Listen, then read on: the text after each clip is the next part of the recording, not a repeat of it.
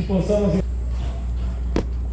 Hoje, nesse instante, nós vamos continuar então o nosso estudo, lendo alguns versos do Gênesis capítulo de número 1. Nós lemos, já passamos pelos 6 dias da criação, e nós nós finalizamos na quarta-feira passada, o 6º dia, que era exatamente o dia em que Deus formava o homem, não criava o homem, ele formava o homem. Foi no 6º dia. Daí porque a Bíblia diz que o número 6 é o número do homem. Isso fala lá em Apocalipse, que o número 6 é o número do homem, porque foi no 6º dia em que Deus assim criou o homem.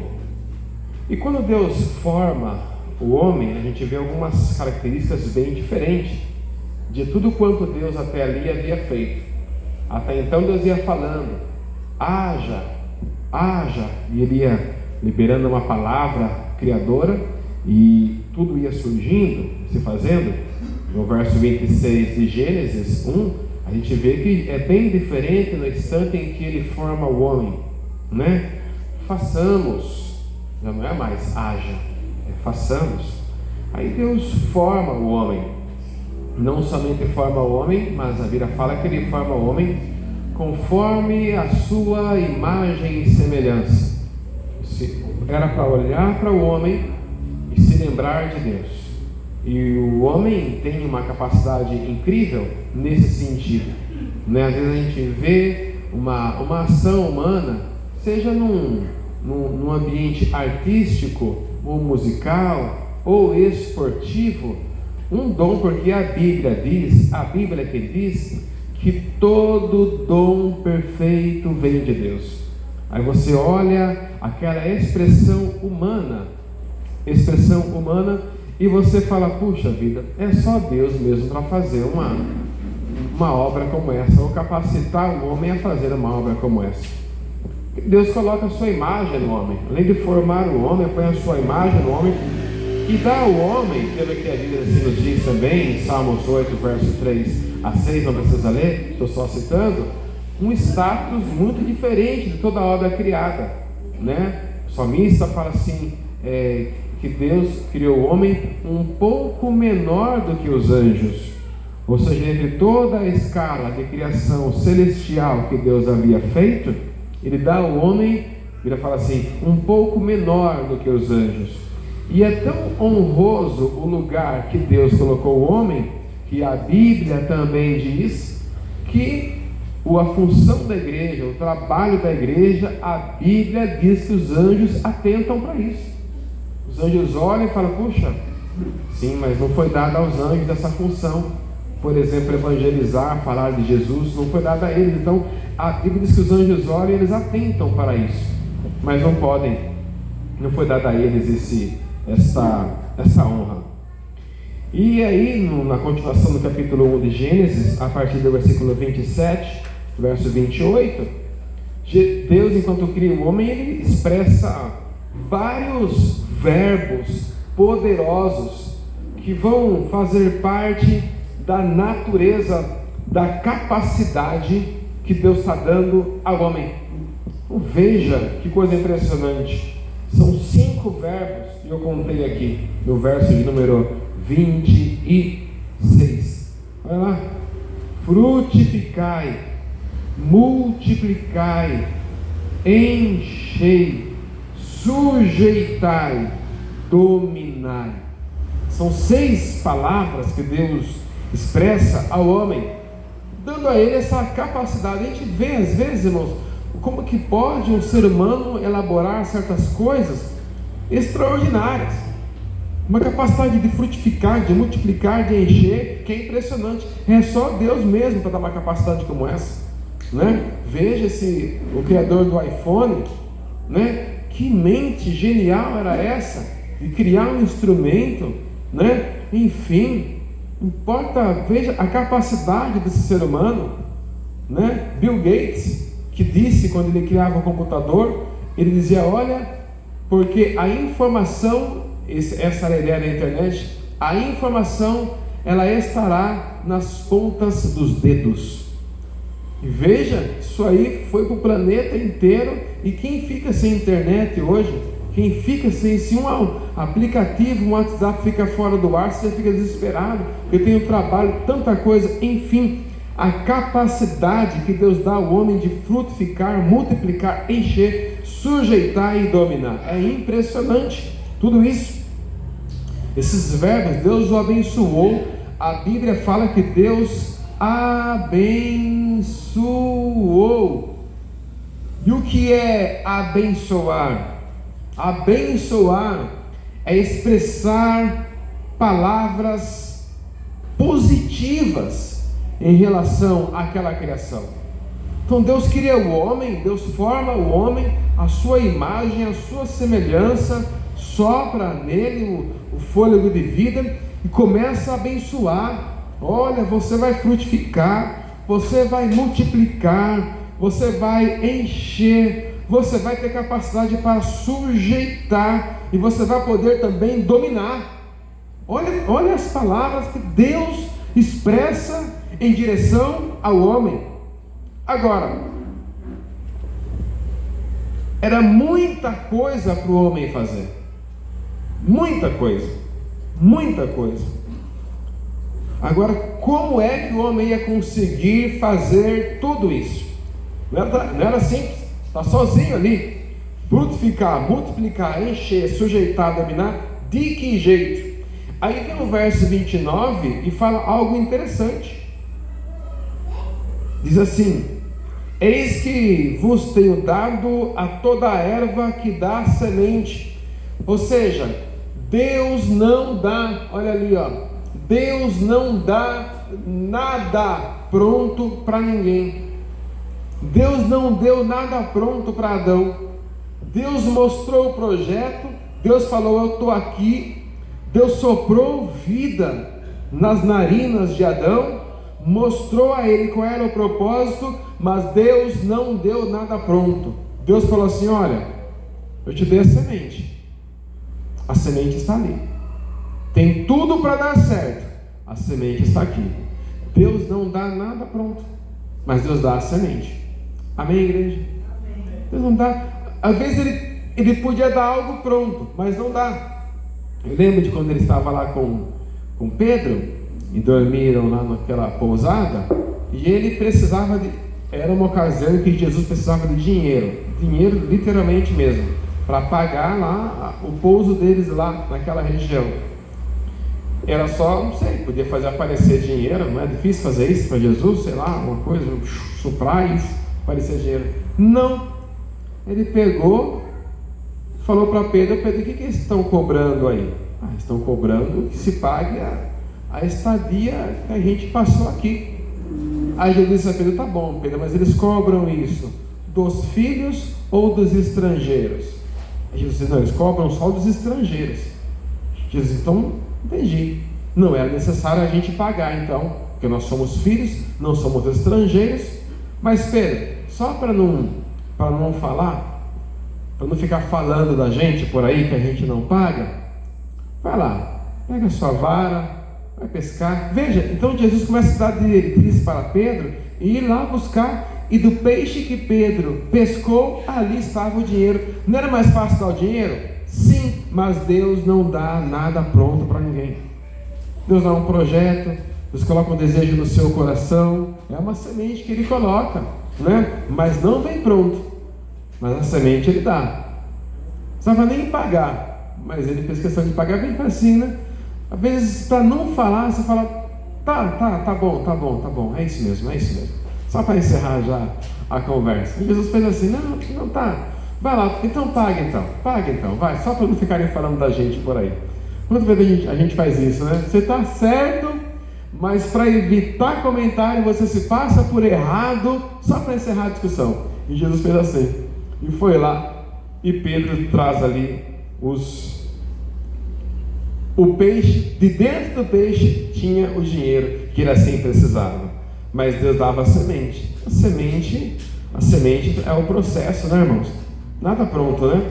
Semente, tem que esperar, enfim, regar, cuidar e tudo mais. Assim os céus e a terra e todo, no capítulo 2 aqui, os céus e a terra e todo o seu exército foram acabados. Que exércitos são esses, capítulo 2? Irmãos, toda a natureza é o exército de Deus, é o exército dele, toda a natureza. A natureza é identificada como o exército de Deus, a criação de Deus é o seu exército. Verso 2 e 2. E havendo Deus acabado no 7º dia, ou no dia 7º, a sua obra que tinha feito, descansou no 7º dia de toda a sua obra que tinha feito. E abençoou Deus o 7º dia e o santificou, porque nele descansou de toda a sua obra que Deus criara e fizera. Agora começa, né? Vamos lá então. Alguém fala que Deus não fez nada no 7º dia. O 7º dia seria o sábado, viu? É o sábado. Sábado. A palavra sábado, no original, nas línguas oriundas, que trazem a palavra de Deus na sua etimologia, eles escrevem como sabash. E essa palavra, ela significa descanso. Pastor, por isso que eu não gosto de trabalhar sábado. Pois é, tem a ver com isso. Descanso. Sábado quer dizer descanso. Agora, a Bíblia diz em Isaías 40 e verso 28, bem assim: não sabes, não ouviste, que o eterno Deus, o Senhor, o Criador dos fins da terra, nem se cansa, nem se fadiga, e é inescrutável o seu entendimento? Olha lá, quarta linha ali, ó. Não se cansa, nem se fadiga. Deus chega no 7º dia da criação, a Bíblia diz que ele descansa, mas você já entendeu, ele não está cansado. Eu perguntei para a irmã Rosana assim: Deus pode fazer mais de uma coisa ao mesmo tempo? Ela falou, sim. Aí eu perguntei: Deus pode trabalhar e descansar ao mesmo tempo? Aí deu um negócio. Deus consegue trabalhar e descansar ao mesmo tempo? Foi a pergunta que eu fiz, né? Na verdade, veja, a Bíblia é clara para nós: Deus não se cansa. Vamos ir ali, está lá, na quarta linha. Olha lá, não cansa. E aqui vemos Deus, no Gênesis, descansando. Ou seja, Deus está... Esse descansar de Deus não tem nada a ver com cansaço. Tem alguma coisa aí. Deus não precisa descansar, mas descansa. Esse descansar que aparece aqui, ele está sendo uma pausa. Uma pausa de criação. Não tem nada a ver com cansaço. Já lemos, Deus não se cansa. Deus não precisa descansar. Não precisa descansar, mas descansa. Deus, especificamente agora Jesus, não precisa ler para compreender uma história, mas ele lá no Gênesis, lá em Lucas, capítulo 7 ou 4, ele lê o texto de Isaías. Veja de novo: Deus não precisa descansar, mas descansa. Jesus não precisa ler, ele podia recitar Isaías de cor, mas ele parou e leu. E tem mais uma coisa: Jesus também não precisava lavar os pés dos discípulos lá naquela ceia, porque lavar os pés dos discípulos, como ele fez ali, era a função do escravo. E Jesus não é escravo. Mas ele não precisava lavar os pés, lavou. Não precisava ler e leu. Não precisava descansar, mas descansou. E a pergunta é essa: por quê? Por que Deus descansa? A Bíblia diz que tudo que está escrito para o nosso ensino é que foi escrito. Paulo falou, né? Tudo que dantes foi escrito para nosso ensino é que foi escrito. Deus está nos ensinando muitas coisas com o seu descanso. Primeira coisa, tem que parar. Está tudo corrido, irmãos. É tudo corrido. É o trabalho e tanta coisa, preocupação e tal. E se a gente não parar um pouco e fazer, olha, fica difícil. Não rende. A nossa mente precisa da pausa de descanso, né? Eu, se deixar, eu sou muito produtivo de madrugada. Noite, deixar sem nenhuma dificuldade. De hoje para amanhã, se eu quiser, sem nenhum problema, eu consigo atravessar a noite acordado. Eu consigo fazer isso. Porque à noite eu sou muito tarde. Só que tem uma coisa: o nosso corpo foi feito para descansar. Quando der lá pelas 11h30 ao meio-dia, com certeza, né? Vai dar aquela moleza, porque o corpo está pedindo descanso. Então Deus já preparou o nosso corpo para que tivesse uma pausa para descansar. Primeira lição é essa: tem que parar um pouco para descansar. Só correr, não dá certo. É preciso descansar, uma pausa. Nesse descanso que Deus faz lá no sétimo dia da criação, Ele também santifica aquele sábado.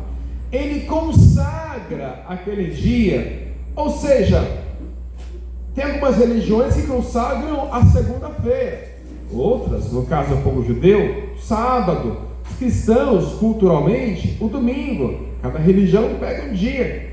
Mas a guarda do sábado para o povo judeu, isso aqui é rigorosíssimo. Não se faz nada em sábado, o povo judeu, né? Então eles não fazem nenhuma atividade. Os elevadores de Haifa em Israel, os elevadores são programados para parar em todos os andares no sábado, porque não pode apertar o botão, é sábado. Não pode cozinhar no sábado. E tem mais uma coisa, hein? Não pode nem fazer as suas necessidades fisiológicas. É zero esforço. E havia fiscais para isso. Olha lá, hoje é sábado.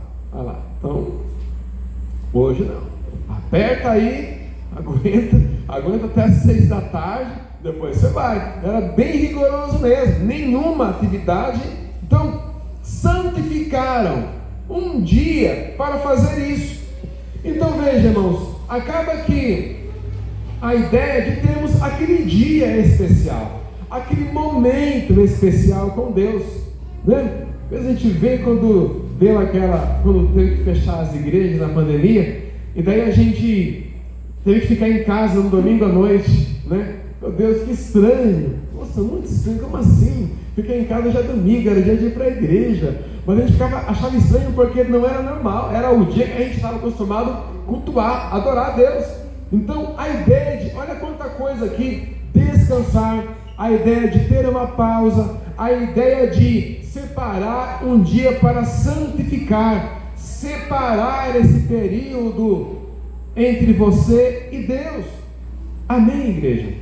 Tem que ter aquele momento. Você na sua casa, no seu lar, pega a Bíblia, coloca o celular lá no fundo musical, se for o caso. É você e Deus, sou eu e Deus. A gente para tudo para santificar. A palavra santificar quer dizer separar. Separar, ok? Isso, dar ao Senhor. Você vê, às vezes, irmãos, tem gente que não consegue separar nenhum período. Às vezes passam dias e não conseguem separar nenhum período, nem do dia e nem de algumas horas para estar com Deus. Não conseguem. E veja, é absolutamente necessário. O próprio Jesus assim o fez. Agora, vamos falar sobre a guarda do sábado. O povo judeu faz isso, guarda o sábado, né? Alguns segmentos religiosos hoje guardam o sábado. Mas pastor, eu posso guardar o sábado se eu quiser? Posso. É errado guardar o sábado? Não. Eu quero guardar o sábado. Eu também, acho que também não vou mais comer carne de porco. Não tem importância. E se eu guardar, não tem importância. Qual o problema? O problema é que as pessoas começam a achar que a guarda do sábado é o que vai trazer salvação para a vida dela. Ellen Goodwhite, que teve esse assunto na igreja que ela fundou, ela falava assim: a guarda do sábado importa em salvação eterna. No entender dela, se não guardasse o sábado, não podia ser salvo. Então, vejam, isso está totalmente errado. Totalmente errado, né? Mas o que eu faço então? Olha só, Atos 15 e verso 20. Estou falando agora sobre a guarda do sábado. Aliás, 15 verso 10. Quando ocorreu o primeiro concílio da igreja, e os apóstolos começaram a decidir quais regras os gentios que estavam chegando agora deveriam cumprir. Quais regras? E fazem uma lista. Atos 15 e 10. Pedro diz: por que tentais a Deus, pondo sobre a serviço dos discípulos um jugo que nem nossos pais e nem nós puderam suportar? E no verso 20 ele dá os pontos. Olha o verso 20, os pontos 15 e 20. Ele coloca agora quais as 4 regras que os cristãos que são gentios deveriam seguir. Primeira, vai se abster das contaminações dos ídolos. 1. 2, vai se abster de fornicação. 3, vai se abster daquilo que é sufocado e do sangue. O que mais? 4. Fechou. São esses. Não falou de sábado. E Paulo diz em Colossenses 2 e verso 16 assim: ninguém, essa palavra é muito boa. Colossenses 2,16, para você guardar. Quando alguém vem falar para você se guardar sábado, decore é só decorar esse versículo aqui. Deixa a pessoa falar bastante, viu? Fala mais.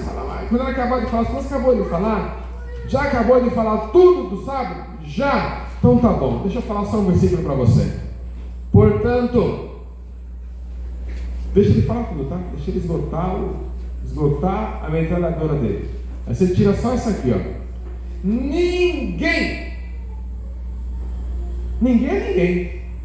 Ninguém vos julgue pelo comer, pelo beber, por causa dos dias de festa, ou da lua nova, ou... Tá bom. Amém, queridos? Não se preocupe. Mas não se preocupe. Ninguém tem que te julgar por causa desse assunto aí. Amém? Voltemos para o Gênesis. Isso foi para a gente falar que sábado não tinha como evitar essa parte um tanto apologética.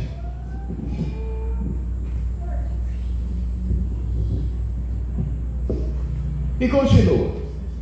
2 versos 4. Essas são as origens dos céus e da terra, quando foram criados, no dia em que o Senhor Deus fez a terra e os céus, e toda a planta do campo que ainda não estava na terra, e toda a erva do campo que ainda não brotava. Olha que interessante. Lá estava a terra, lá estava o campo, lá estava a erva, mas a erva não brotava, não dava fruto, não brotava. Por quê?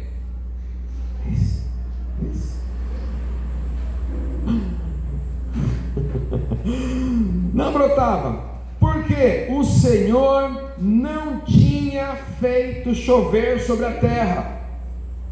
Mesmo 2 e verso 5. E não havia homem para lavrar a terra. Não dá fruto, não.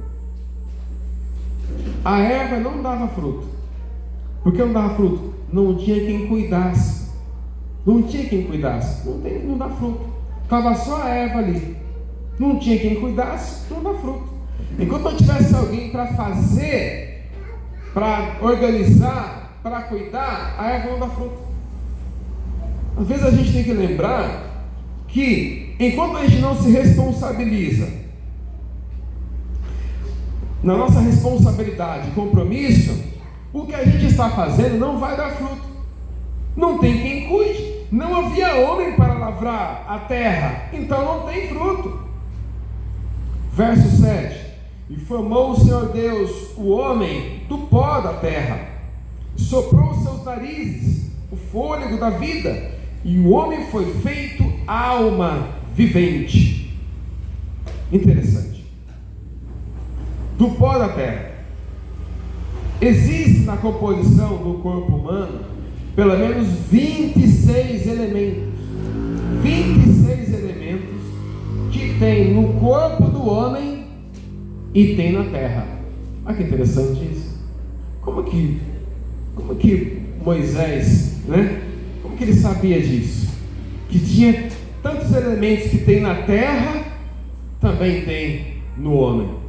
Olha essa frase que eu gostei de compartilhar com vocês. É o Rabino Freeman. Ele fala assim: a evolução e Gênesis concordam que o homem começou com um punhado de barro. A evolução diz que se você deixar o barro suficiente por tempo suficiente, aquilo terminará se tornando um ser humano que vai construir computadores e naves espaciais.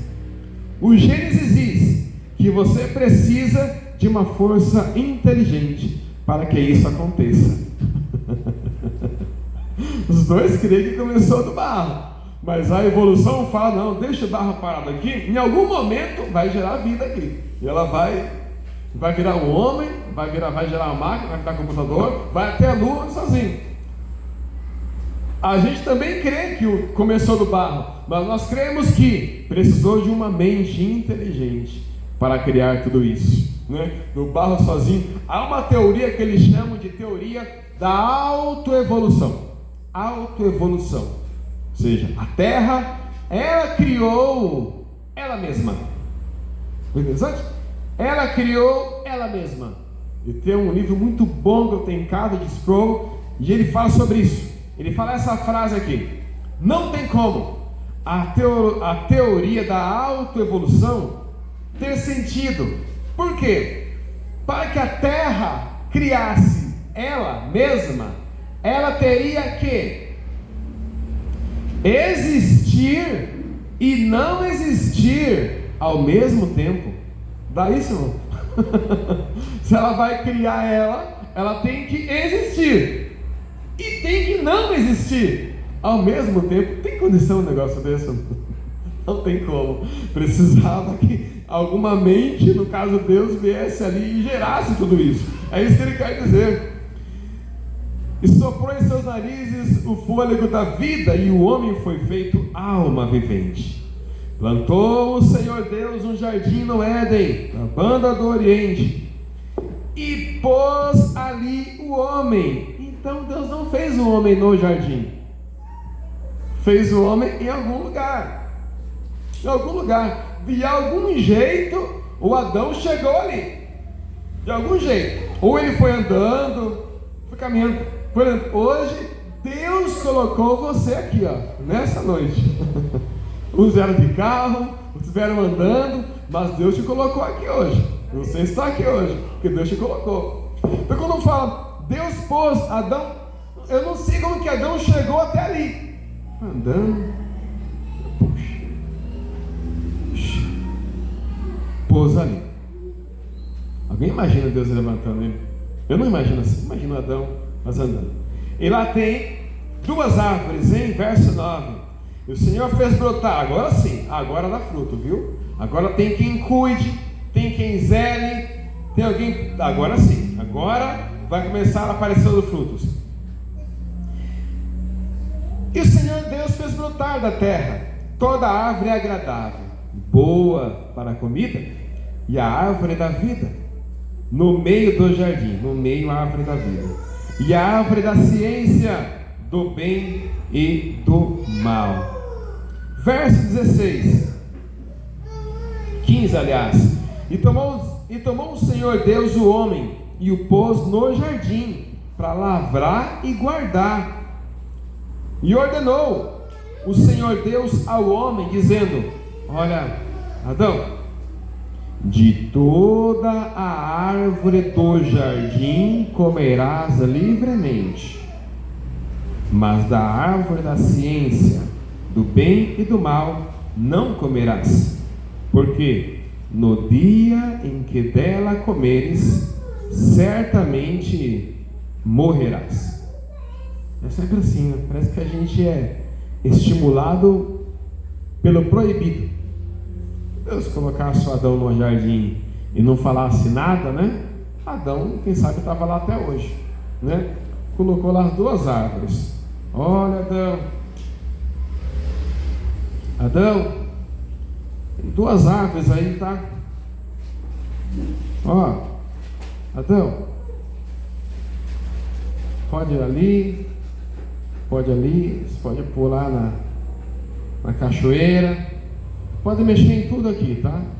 Ó, pode mexer em tudo, mas só não mexe ali, tá? Aqui você pode, não falta árvore aqui, tem o planeta inteiro, tudo lá. Mas só ali que eu não quero que você mexa. A palavra que Deus mais fala na Bíblia é essa aqui, ó.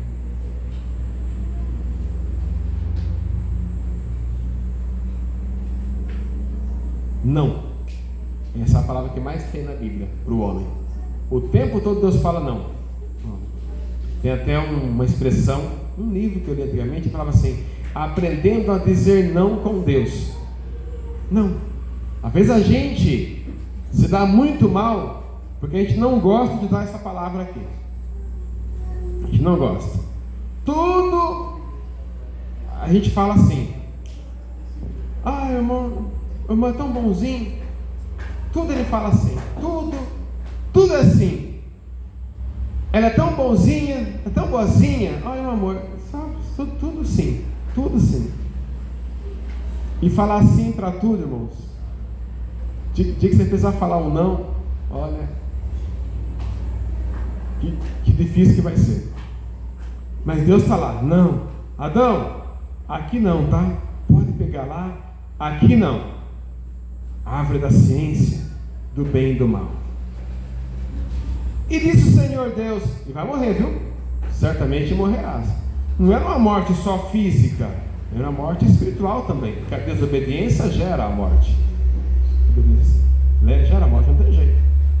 Se não morre fisicamente, morre moralmente, morre espiritualmente, mas está morto. Às vezes tem até nome de quem vive, mas está morto.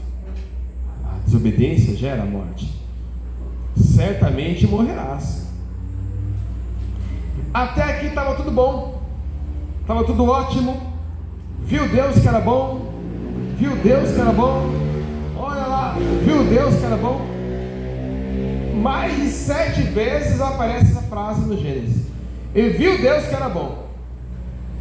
Nesse instante, vai ser a primeira vez na história do universo, que Deus vai olhar para alguma coisa e vai dizer: não é bom. É a primeira vez. Ele nunca fez isso antes.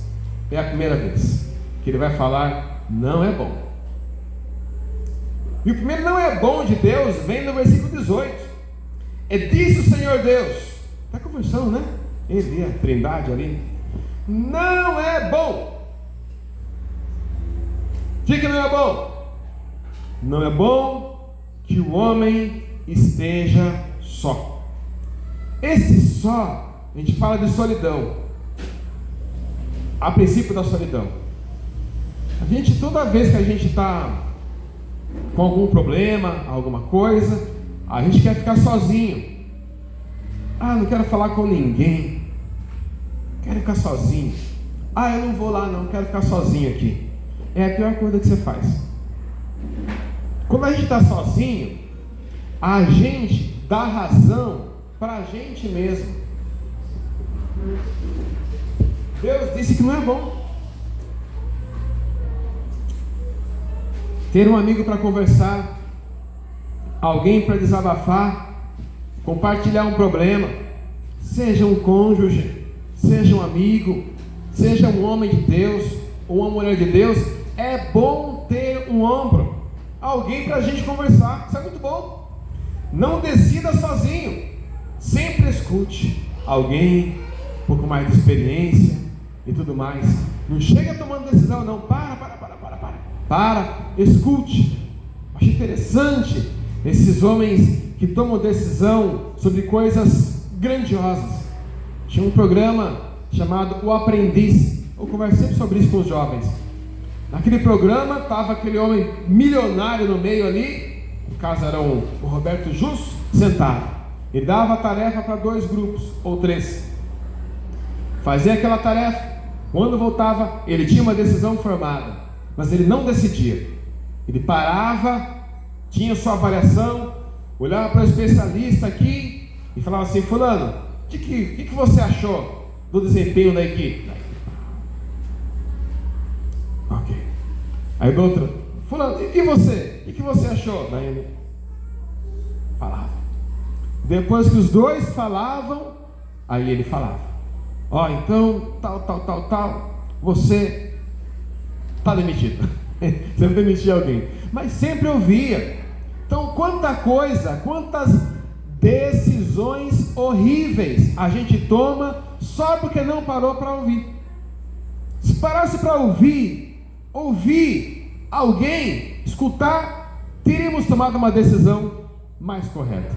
Isso para mim, isso para todos nós. E se eu fizer tal coisa? Escuta, ouviu, agora você decide. Você vai ver que vai ser uma decisão mais edificante possível. Então, quando Deus olhou para o homem sozinho, não é bom. E o inimigo não vai querer pegar você dentro da igreja, com um monte de gente, pastor orando, ciclo de oração ali, intercedendo. Não. Lembra quando acaba o culto? Aí você sai, aí você fica sozinho. Aí você está em casa, está no seu quarto, aí começa a vir aquelas besteiras. Porque sozinho a gente fica mais fraco e mais vulnerável. A ovelha, ela é um animal frágil, ela só é um pouco mais forte porque ela está sempre em rebanho.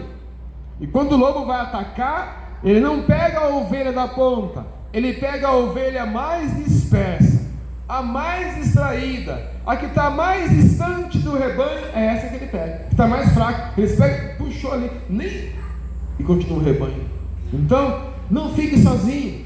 Tem decisão importante para tomar? Ouça alguém, compartilhe com alguém, leia uma palavra. Meu Deus, o que eu faço? Tem uma decisão para tomar, é importante. Para que lado eu vou? Para ouvir. Depois que você ouvir, agora sim, você está habilitado para tomar uma boa decisão. Então Deus não achou bom, não é bom, estar sozinho não é bom. Isso que ele disse, é bom. Eu vou fazer agora uma adjutora que esteja como diante dele. Esse adjutor tem a ideia de assistir. O assistir aqui não é de observar, não. É o assistir, de socorrer, ajudar, consertar. É o de assistência técnica mesmo. Quebrou, dá para assistir aqui, resolver. Aí Deus forma o homem. Adão pôs os nomes, eu quero ir aqui, verso 21. Então o Senhor fez cair um sono pesado sobre Adão, e ele adormeceu. E tomou uma das suas costelas e cerrou a carne em seu lugar. A mulher, a Bíblia coloca como o vaso. Essa caneta aqui está ruim, eu sempre pego ela, eu sempre esqueço. Ela coloca como o vaso mais fraco. Isso aqui foi um tanto mal explicado. Por que o vaso mais fraco? Até parece que seria o vaso algo menos importante. Na cultura rabínica, a mulher não tem... Aliás, o cristianismo é a religião que dignifica a mulher, né? O tratamento de Jesus para com as mulheres, né? Ver sempre o cuidado de Jesus com as mulheres. Os rabinos tinham uma oração em que eles oravam e diziam: Senhor, muito obrigado, porque eu sou um judeu, não sou gentio e nem sou mulher. Era assim que eles oravam. Que a mulher, na cultura deles, nem alma não tinha. Eles têm raiva da mulher até hoje aqui, ó. Até hoje aqui, ó. Desde o Gênesis 3, que eles culpam a mulher. Não, a mulher foi por causa dela. Aí, ó, aconteceu essas coisas todas, tal. Mas você sempre tenta achar um culpado, né, irmãos? Ainda mais quando estamos casados. Quando a gente está casado, a gente sempre tenta achar um culpado. Acontece alguma coisa em casa, sempre tem que ter um culpado. Não pode ser dos dois a culpa, irmão? Não, casal? Não, está com você. Não, mas foi culpa sua. Mas você largou lá? Mas você tomou água e não colocou a água dentro da garrafa, na geladeira? Não é dos dois, não é um casal, não é para compartilhar as coisas, né? Então sempre a gente tenta achar um culpado, né? Porque veja, o Adão tinha uma responsabilidade também com relação a Eva, e Deus vai cobrar ele lá na frente. Mas esse vaso